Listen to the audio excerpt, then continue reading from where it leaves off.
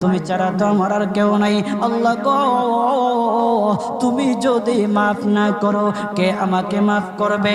তুমি যদি মাফ না করো কে আমাকে মাফ করবে?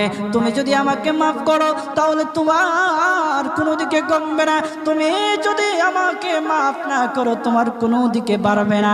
আল্লাহ গো, তুমি আমাকে মাফ করে দাও। সারাটা জীবন অন্যায় কাজ করেছি, সারাটা জীবন নাফরমানি করেছি, আমার কাছে কালেমার দাওয়াত কম আসে নাই, আমার কাছে কালেমার দাওয়াত কম আসে নাই, আমাকে লোকেরা কম বোঝায় নাই। ওগো আল্লাহ, তুমি আমাকে মাফ করে দাও।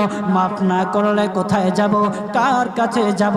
বাবা যখন মারে তখন মার কাছে আশ্রয় নেওয়া যায়, মা যখন প্রহার করে তখন বাবার কাছে আশ্রয় নেওয়া যায়, বাবা মা যখন প্রহার করে তখন দুনিয়ার কারো না কারো কাছে আশ্রয় নেওয়া যায়। ওগো